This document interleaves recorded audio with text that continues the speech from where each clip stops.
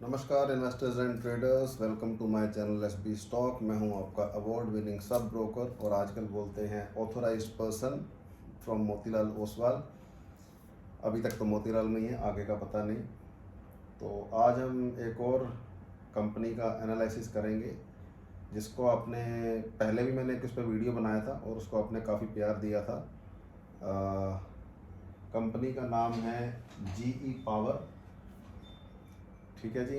तो पहले जो एनालिसिस हमने किया था वो था script, more of news based, more of projections. आज जो हम करेंगे ये रहेगा completely you can say my style, और जिसको मैंने खुद ही नाम दिया है एसबी स्टाइल। तो ये एक नया मैंने स्टार्ट किया है अपने चैनल पे क्योंकि मैंने ये सोचा कि वैसे तो मैं चलो आपसे वही बातें शेयर करता हूँ जो मेरे लिए काम करती हैं और हमारे इन्वेस्टर्स के लिए काम करती है in real world, not just online. तो मैंने कहा चलो उसी को और ज़्यादा मैं डिटेल में शेयर करूँ। तो आज ये जो 9 स्क्रीन सेटअप है पीछे, इसको मैं एनालिसिस के लिए कैसे यूज़ करता हूँ वो भी आपको मैं दिखाऊँगा, बताऊँगा।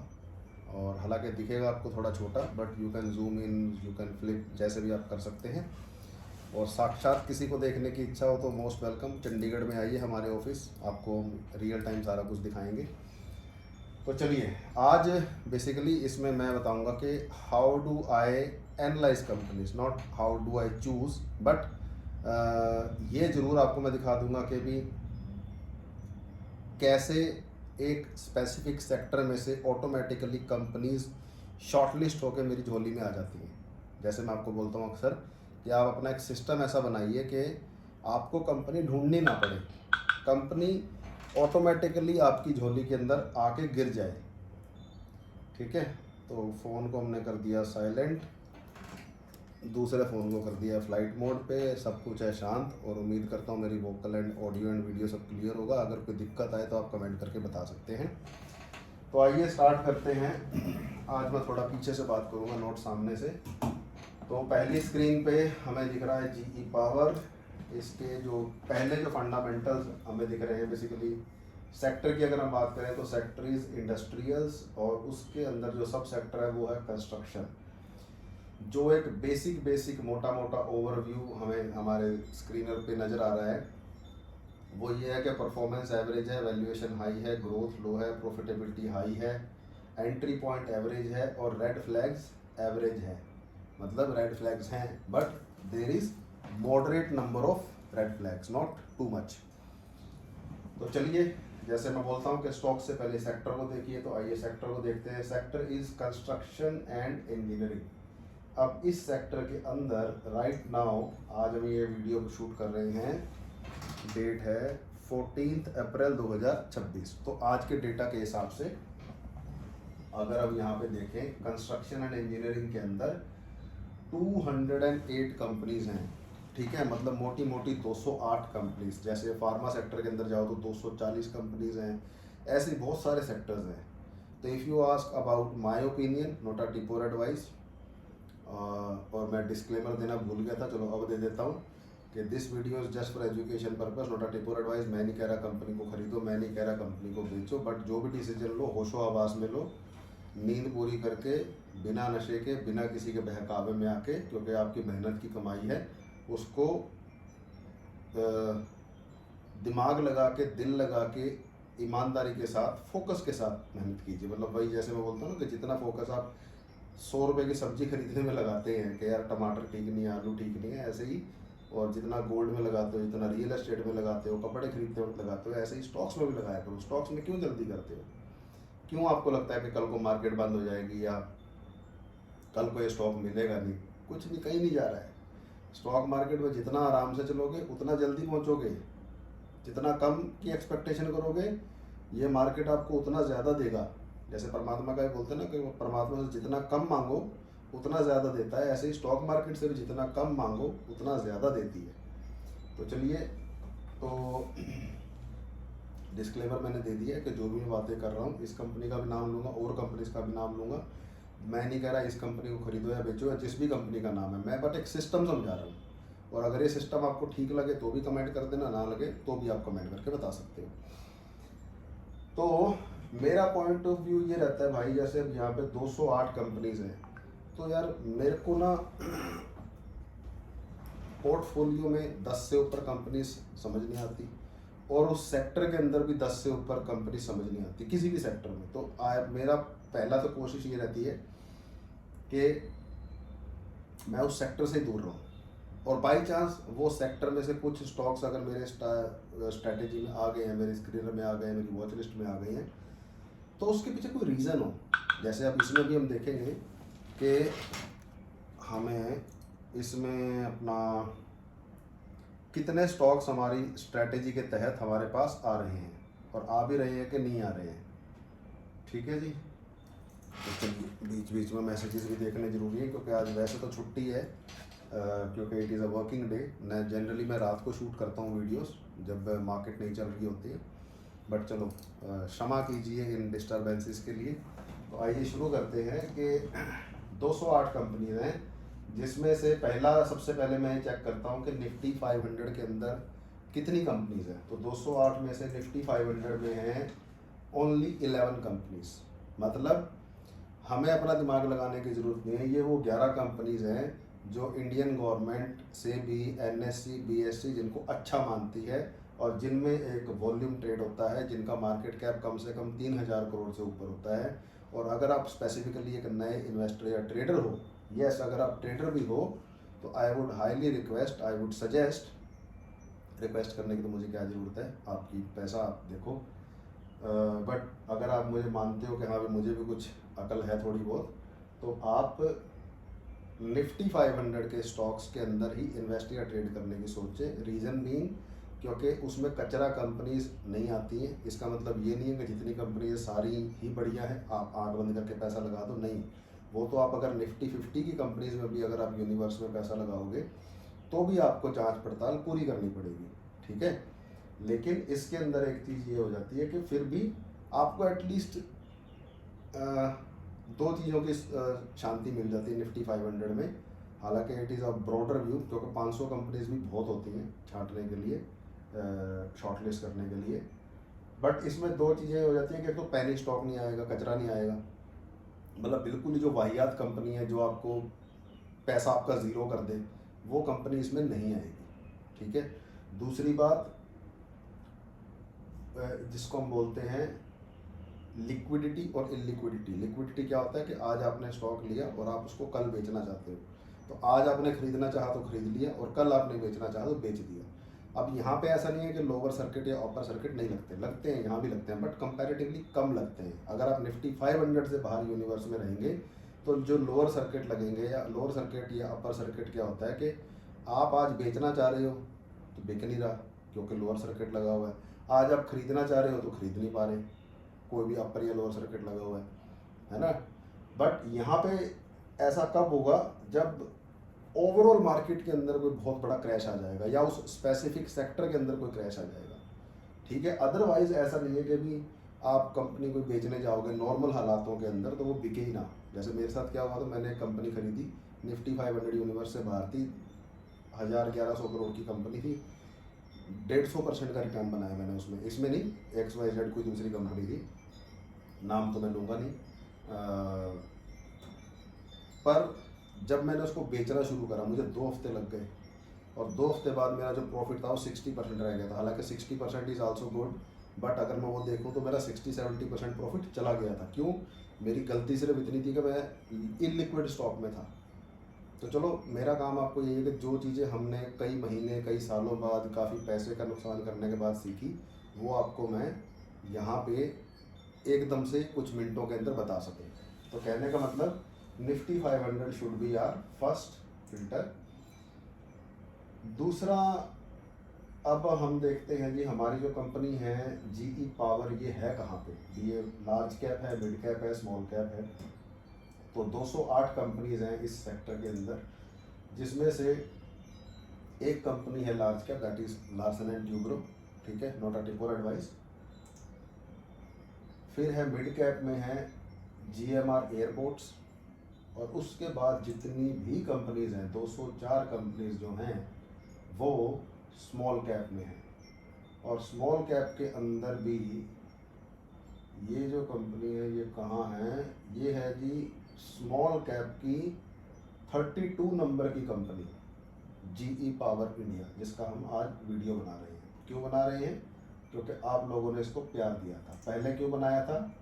क्योंकि ये मेरी स्ट्रैटेजी में आ गया था। जैसे मैं अक्सर आपको बोलता हूँ कि अपने पोर्टफोलियो की एक स्ट्रैटेजी बनाइए ताकि ऑटोमेटिकली स्टॉक्स आपकी झोली में आ जाएं, आपकी वॉच लिस्ट में आ जाएं। ऐसे ही जब मैं कंटेंट के लिए स्टॉक्स चूज़ करता हूँ तो उसकी भी एक स्ट्रैटेजी है।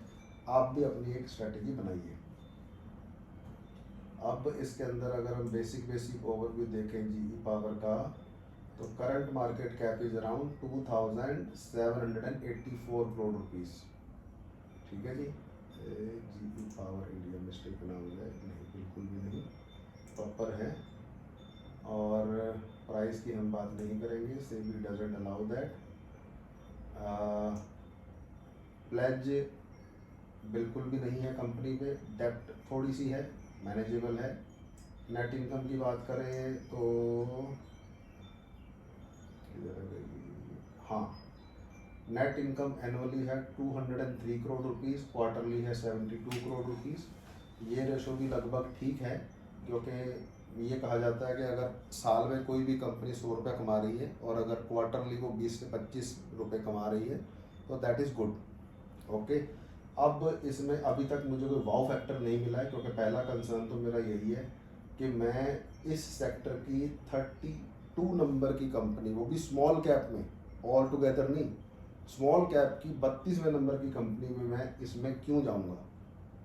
आपको भी जितने ज़्यादा क्यों, जितने ज़्यादा वाई का आप जवाब ढूंढोगे कि यार मैं इसके ऊपर पैसा क्यों लगाऊं, चाहे आप खुद सोच रहे हो चाहे आपका एडवाइज़र सोच रहा है, एडवाइज़र भी अगर आपको आपका कह रहा है तो उससे आपने पूछना है कि भैया मैं अपनी मेहनत के 1,00,000, 2,00,000, 5,00,000, 10,00,000, 20,00,000, 1 करोड़ जितने भी आपको लगाने हैं, हर एक का अपना अपना रिस्क एपेटाइट है, हर एक का अपना अपना कैपिटल साइज़ है, तो मैं क्यों लगाऊं? उस क्यों का जवाब आपको ढूंढना है। कि अगर वो बोले जी हमारे टर्मिनल पे आया जी, ये टारगेट है, ये स्टॉप लॉस है, ये एंट्री प्राइस, उसको बोलना दफ़ा हो जा, मुझे नहीं लगाने। उसको बोलना मुझे कन्विक्शन दे। और अगर तू कन्विक्शन है, चाहे तूने टर्मिनल पे देखा चाहे तेरे को सपना आया, अगर तू मुझे कह रहा है कि 100 रुपये लगा दो तो आपने 2 रुपये लगाए।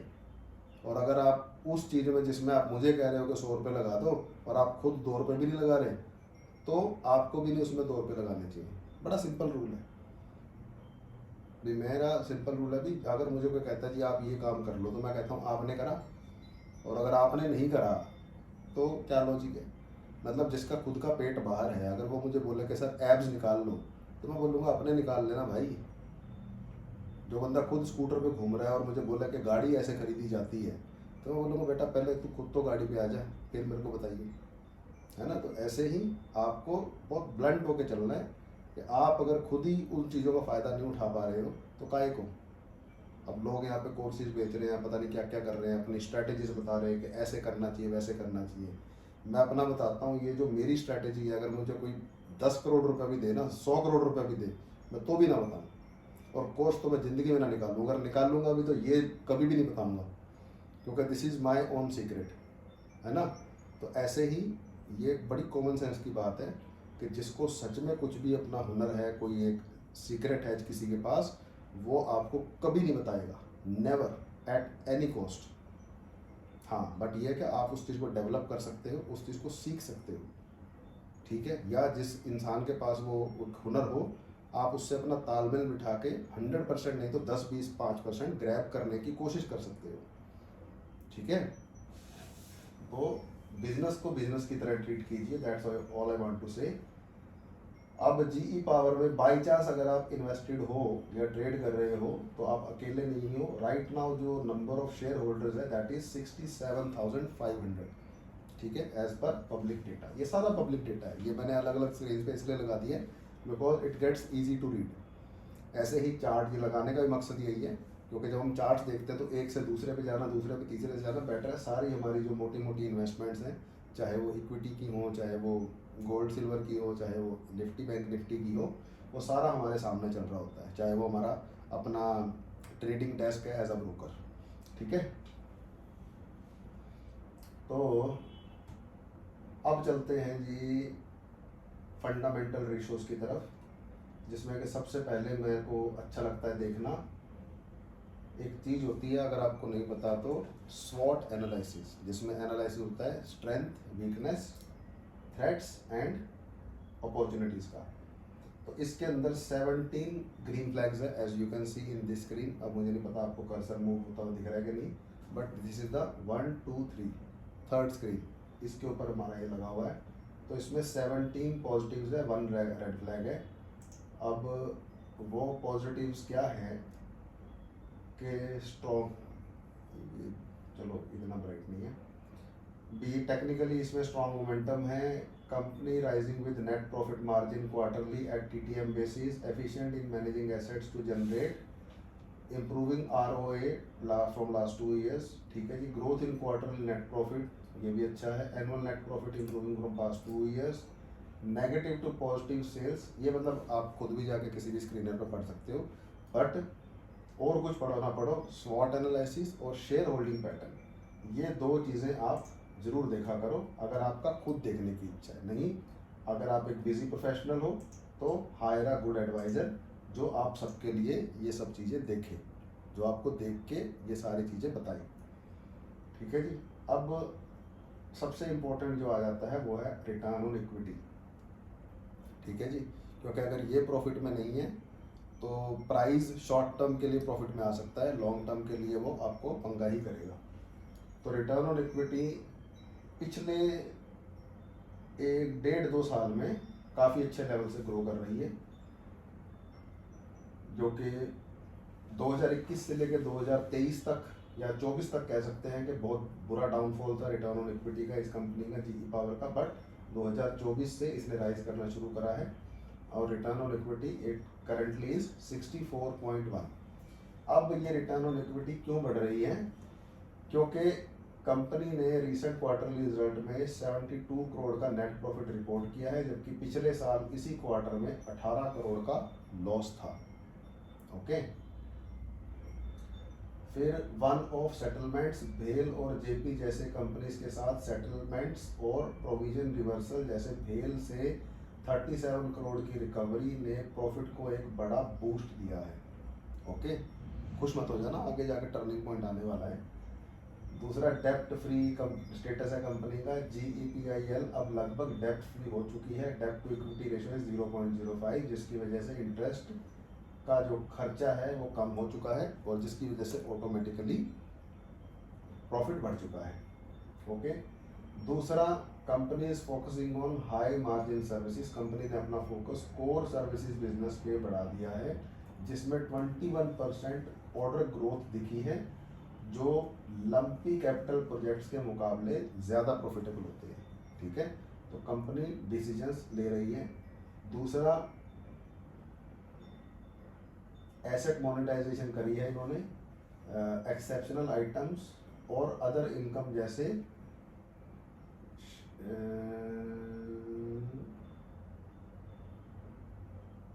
इसमें कोई ज़्यादा खास ब्रीफ है नहीं यहाँ पे, तो कहने का मतलब एसेट्स को इन्होंने इम्प्रूव किया है, बट सच में क्या करा है वो भी थोड़ी देर में आपको मैं बताऊंगा, मतलब मैं क्या बताऊंगा, सामने आपके सब है। दूसरा figure is return on assets. ठीक है, रिटर्न ऑन एसेट्स का भी वही था कि 2021 से 2023 तक ड्रास्टिकली गिरे, अब 2023 से धीरे धीरे धीरे करके उठना शुरू करा। 2024 में उन्होंने 50% रिकवरी करी थी और अब ये जाके प्रॉफिट में आए हैं, जो कि पिछले साल -6.6 था, आज +10.1 है रिटर्न ऑन एसेट्स।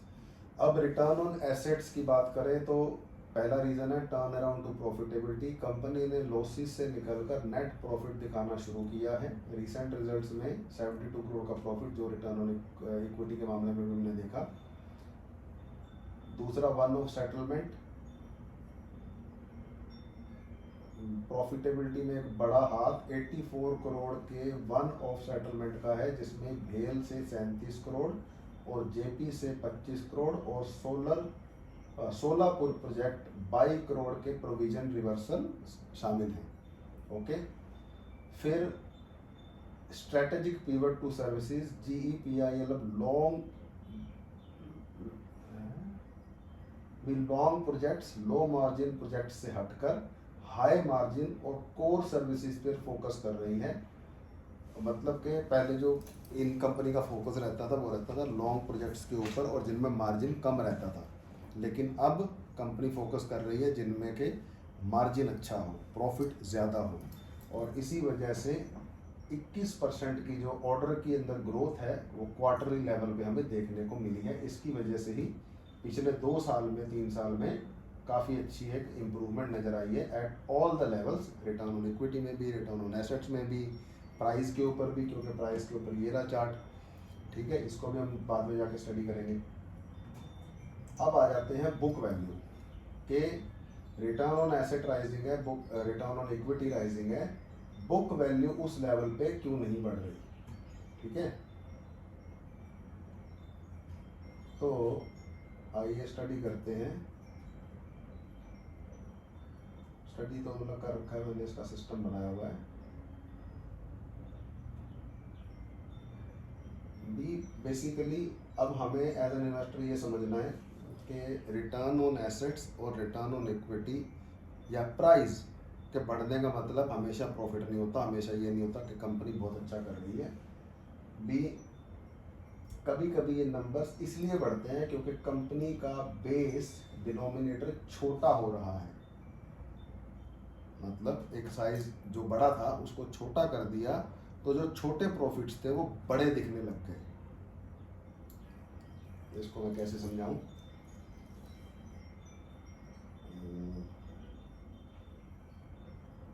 अब इसको समझाने के लिए किसी और वीडियो में बात करेंगे, अभी बात नहीं आ रही है इसको, पर यहाँ पे मैं समझाने की कोशिश करता हूँ कि जीई पावर इंडिया का बुक वैल्यू ना बढ़ने के पीछे 3 बड़े रीजंस हैं। पहला, छोटा होता एसेट्स और इक्विटी बेस भी। पिछले 4-5 सालों में कंपनी ने अपने काफ़ी एसेट्स कम किए हैं, नियरली 3,900 करोड़ से गिरकर जो उनके एसेट्स हैं वो 2,000 करोड़ के आसपास आ गए हैं। जब नीचे का नंबर इक्विटी या एसेट्स छोटा हो जाता है तो प्रॉफिट वही रहने पर भी ROE और ROA बढ़ा हुआ दिखता है। इससे एफिशिएंसी तो दिखती है पर वैल्यू क्रिएशन नहीं होती।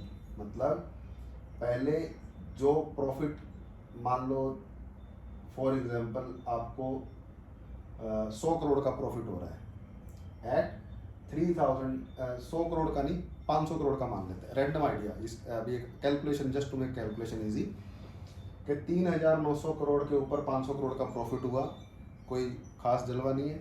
लेकिन वही जब 2,000 करोड़ पे हुआ तो दैट इज ऑलमोस्ट 25%, है ना। तो समझे कि रिटर्न ऑन एसेट्स और रिटर्न ऑन इक्विटी असल में उतने लेवल पे नहीं ग्रो करे हैं, बल्कि जो एसेट्स का साइज है वो कम हो गया है।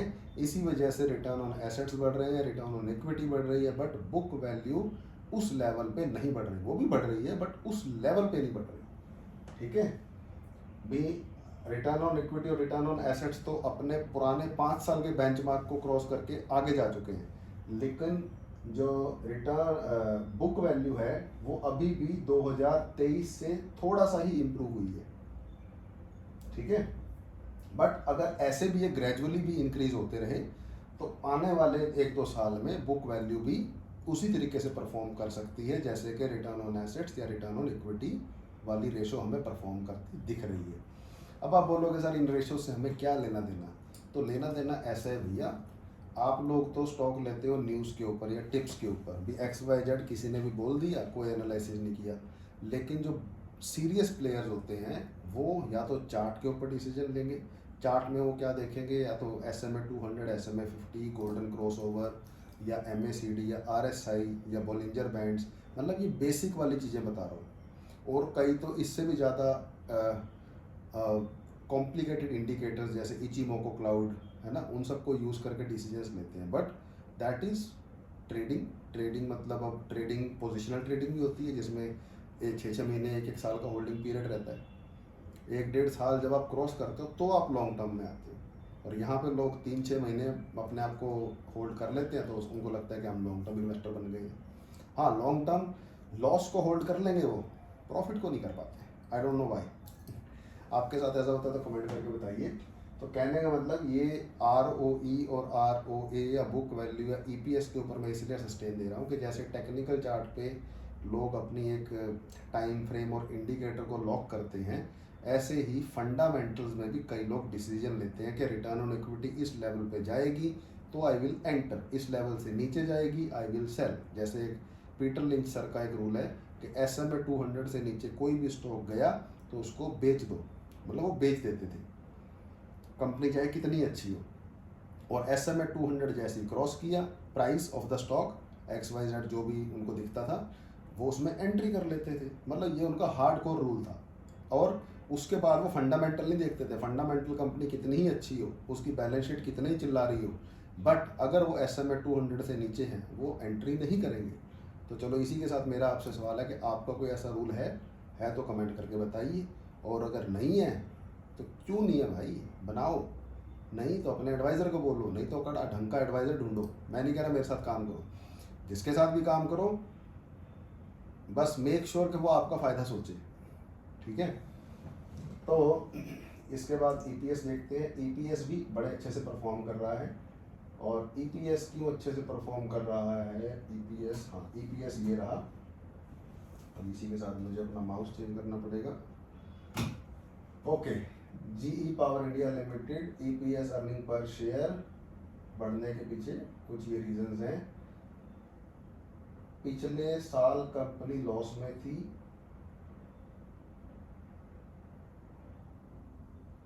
अब कंपनी प्रॉफिट में आ गई है, इसलिए EPS में वो आया है। दूसरा, खर्चे कम हुए हैं, कॉस्ट कटिंग हुई है, कंपनी ने अपने टोटल एक्सपेंसेस को लगभग 20% से कम कर दिया है, जिससे सीधा असर उनकी प्रॉफिटेबिलिटी पर पड़ा है। थर्ड, कर्जा इन्होंने काफ़ी हद तक ख़त्म किया है, लगभग डेब्ट फ्री हो गई है। Fourth is high margin, company अब कोर सर्विसेज और पुराने प्लांट्स को अपग्रेड करने वाले प्रोजेक्ट्स पर ज़्यादा ध्यान दे रही है, जहाँ पे ज़्यादा मुनाफा है, जहाँ पे ज़्यादा मार्जिन है। ओके, और पुराने पैसों की वसूली, ऑल पुरानी जो कैपिटल स्टॉक है उसको निकालना भी।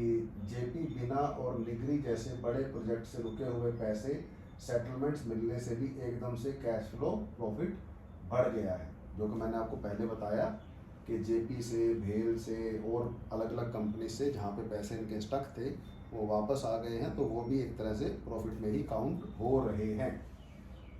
ओके जी, अब आ जाते हैं my second most favourite thing after स्वॉट analysis, that is share holding pattern. Share holding pattern अगर हम देखेंगे तो प्रमोटर के पास है 68.58, पब्लिक के पास है 30.45, अदर इंस्टीट्यूशंस के पास है 0.82, FII के पास है 0.15 और म्यूचुअल फंड इस टाइम 0 है, ठीक है जी। तो म्यूचुअल फंड ने इसमें से एग्जिट ले लिया था जी, मार्च 2025 में बेचना शुरू करा था और जून 2025 तक खाली करके थैंक यू करके बाहर हो गए थे। अभी प्रमोटर के पास है और हमारी प्यारी जनता के पास है, ठीक है जी। अब आप वही सोचोगे यार अभी हंसता क्यों है, अभी हंसना इसलिए आती है क्योंकि पब्लिक हमेशा उस कंपनी में जाती है जहाँ से म्यूचुअल फंड, FII, बड़े प्लेयर सब बाहर होते हैं। ये देखो ना सामने, मैं नहीं कह रहा, FII निकल रहा है, म्यूचुअल फंड निकल रहा है, अदर इंस्टीट्यूशंस ने तो खरीदा ही नहीं, मतलब वो और पहले पेज के बाहर हो गए। अब इसमें असल में हुआ क्या है, वो ये वाली स्क्रीन पे देख, मैंने सिस्टम बनाया है, ये यहाँ आपको दिखेगा भी।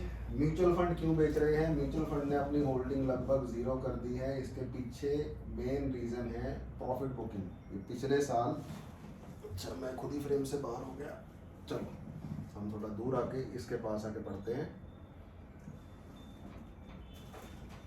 ओके, तो पिछले साल में स्टॉक ने 260% से ज़्यादा का रिटर्न दिया था, तो फंड्स ने ऊपरली लेवल पे अपना प्रॉफिट बुक किया और निकल गए। दूसरा, ऑर्डर बुक प्रेशर, भी कंपनी की ऑर्डर बुक में पिछले साल के मुकाबले लगभग 38% की गिरावट आई, जो कि इंस्टीट्यूशनल इन्वेस्टर्स के लिए एक वार्निंग साइन होता है। ओके, FII का क्या स्टैंड है, वो फॉरेन इंस्टीट्यूशनल इन्वेस्टर्स, उनकी लगभग 0.15% के आसपास है होल्डिंग। हालांकि पिछले क्वार्टर दिसंबर 2025 में उन्होंने होल्डिंग थोड़ी सी बढ़ाई है 0.11 से, जिससे 11 से बढ़ के 0.15 कर दिया, मतलब 0.4% ही बढ़ाई है। ठीक है, रीजन क्या है कि कंपनी हाई डेब्ट टू इक्विटी रेशो और सेक्टर में बढ़ती कंपटीशन उन्हें दूर रख रही है। ओके, थर्ड, पब्लिक क्यों खरीद रही है? रिटेल इन्वेस्टर का हिस्सा 45% हो गया है। इसका कारण है टर्न अराउंड स्टोरी, क्योंकि मैक्सिमम रिटेल इन्वेस्टर सिर्फ स्टोरियों पे बिलीव करते हैं, डेटा स्टडी नहीं करते। दिसंबर 2025 क्वार्टर में नेट प्रॉफिट में 123% का तगड़ा उछाल आया, और वो उछाल कैसे आया प्रॉफिट में वो मैंने आपको अभी बताया। तो अब आप ये बताओ कि किन लोगों ने सिर्फ ये न्यूज़ सुना कि प्रॉफिट 123% बढ़ गया और बिना कुछ एनालिसिस किए इसमें कूद पड़े? पहला सवाल मैं जानना चाहता हूँ आपसे। दूसरा सवाल मैं जानना चाहता हूँ कि भैया इस सेक्टर की, कंस्ट्रक्शन वाले सेक्टर की, कंस्ट्रक्शन एंड इंजीनियरिंग सेक्टर की स्मॉल कैप की 32वीं कंपनी पे आपको पैसा क्यों लगाना है, जबकि और कितनी कंपनीज हैं? लगाना है तो टॉप 3, टॉप 5, टॉप 10 में लगाओ ना। और अगर यहाँ पे कोई ऐसी चीज़ है जो अगेन कि जी आपको पता है, ना मुझे पता, ना म्यूचुअल फंड्स को पता, ना FII को पता, ना किसी बड़े इन्वेस्टर को पता, तो प्लीज़ बताओ यार, हमारा भी थोड़ा भला हो जाएगा, हैं?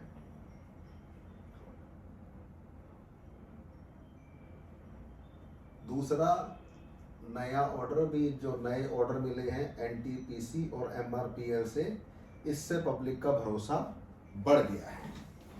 चलो, तो देखिए, जो लोग किसी भी न्यूज़ पे, ब्लॉक डील पे, बल्क डील पे या ऑर्डर के ऊपर डिसीजन लेते हो, तो साथ में ये भी कैलकुलेट किया करो कि वो ऑर्डर सच है कि झूठ है। मतलब सीधा बोला गया है कि पैसा ट्रांसफ़र हो चुका है, एग्रीमेंट्स हो चुका है, और चलो एग्रीमेंट और पैसा भी अगर हो चुका है तो उसके बाद उसको एग्जीक्यूट करने में कितने पैसे टाइम लगेगा। और सबसे इम्पोर्टेंट बात किसी भी धंधे में कि 100 रुपये में हमने एक चीज़ बेची, उसमें से हमारा कितना है? 2 रुपये का प्रॉफिट है, 5 रुपये का प्रॉफिट है, 10 रुपये का प्रॉफिट है, क्योंकि हमारा तो प्रॉफिट वही है ना जो हमारी जेब में आ गया। जैसे मैं अक्सर बोलता हूँ कि प्रॉफिट वो है भैया जो आपने बुक कर लिया, अनरियलाइज प्रॉफिट को अपना प्रॉफिट मत मानो। जैसे विजय केडिया सर बोलते हैं कि जो पैसा आपका मार्केट में है वो मार्केट का है, जो पैसा आपके बैंक में है वो आपका है।